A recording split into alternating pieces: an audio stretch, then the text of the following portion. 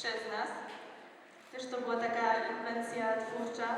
Dużo nam to trochę czasu zajęło, ale doszłyśmy do końca i mamy nadzieję, że Wam się bardzo podoba.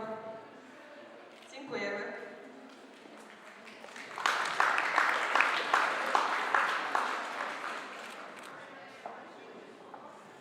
Teraz prosimy o zaprezentowanie się Aleksandry Babisz.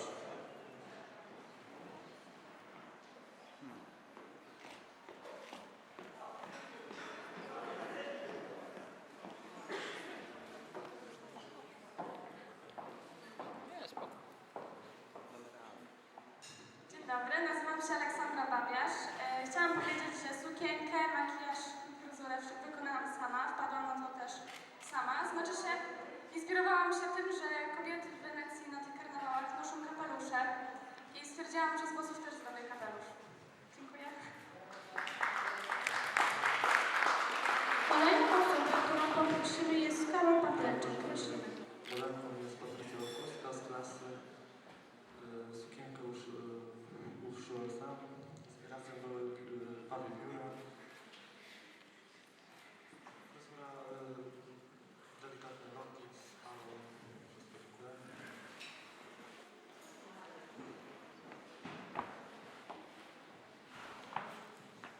Nazywam się Agnieszka Biernat. Do wykonania tej fryzury zainspirował mnie karnawał w Wenecji. Moja postać przedstawia złotą damę i strój wykonałam sama wraz z Berą.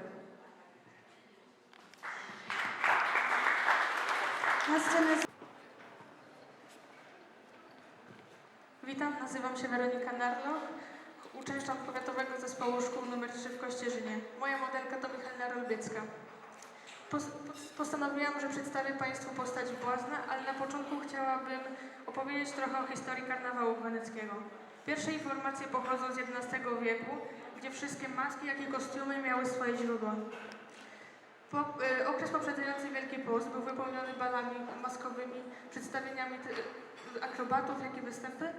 I właśnie wszystkie osoby, które miały kostiumy, niczym się nie różniły od innych, ponieważ wszyscy stawali się tacy sami, niezależnie od płci, religii, jak i pozycji społecznej. W czasie karnawału można było dowoli żartować i przedrzeźniać innych i często właśnie wykorzystywano to do oszustw, jak i morderstw. Również właśnie dlatego zakazywano się poruszać w maskach w nocy, jak i do zakonów nie można było wchodzić, ponieważ często mężczyźni przebierali się za kobiety i wchodzili do żeńskich zakonów.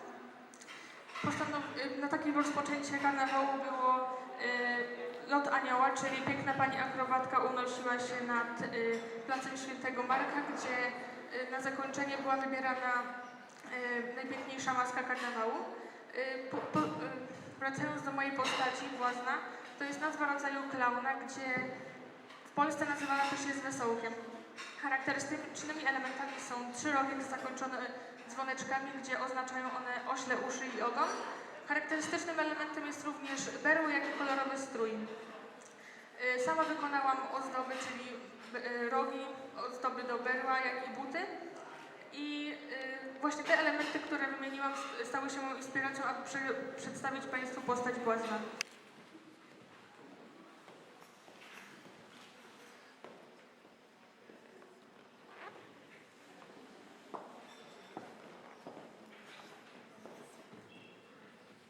Dzień dobry wszystkim. Nazywam się Marta Piekarska, jestem uczennicą 4. klasy Technik Usług Fryzjerskich. Moją inspiracją w weneckim karnawale są czerwone róże. Jak wiemy, róże, a w dodatku czerwone, są motywem miłości, radości. Dlatego więc moją modelkę przebrałam za piękną czerwoną różę. Dziękuję.